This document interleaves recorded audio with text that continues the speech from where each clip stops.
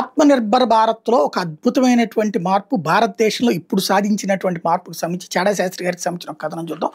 ఆత్మనిర్భర్ అనే మోడీ కలలను సాకారం చేస్తూ సెమీకండక్టర్ టెక్నాలజీలో భారీ ముందడుగు వేసిన భారత్.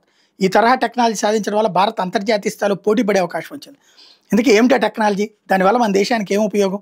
ఈ నూతన ఆవిష్కరణను D2M చిప్ అంటారు. దీన్ని భారతీయ కంపెనీలు స్వదేశీ టెక్నాలజీతో రూపొందించారు.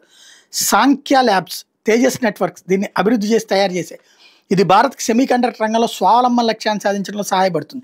Direct to mobile D2M broadcasting technology chip అనేది మన మొబైల్ ఫోన్లో టీవీ ఛానల్స్, వీడియోలు, లైవ్ ప్రోగ్రామ్ నేరుగా పంపే ఒక ప్రత్యేకమైన చిప్, సెమీకండక్టర్ ఆధారిత టెక్నాలజీ అనమాట. ఇది ఎలా పనిచేస్తుంది?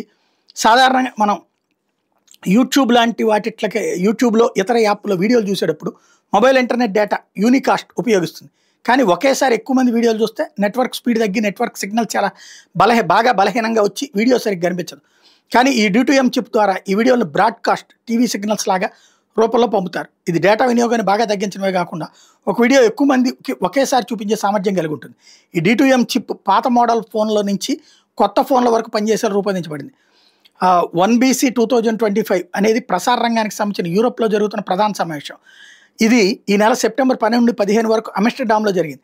దీనిలో ప్రసార రంగంలో టెక్నాలజీ మీద చర్చ జరిగే మొబైల్ ఫోన్స్కి మరియు ఇతర ఎలక్ట్రానిక్ పరికరాలకు ప్రసార సంకేతాలు అంటే బ్రాడ్కాస్టింగ్ సిగ్నల్స్ ఇంకా ఎలా అభివృద్ధి చేయాలనే దాని మీద చర్చ జరిగింది. ఈ IBC 2025 భారత్ మన D2M చిప్ను ప్రదర్శించగా ఈ టెక్నాలజీ మీద పలు దేశాలు ఆసక్తి చూపించినాయి.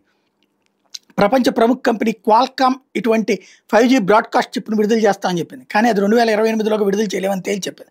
అందువల్ల ఈ D2M చిప్ని భారత్ ఇప్పటికే అభివృద్ధి చేసింది కాబట్టి టెక్నాలజీలో భారత్ ముందడుగు వేసినట్టయింది.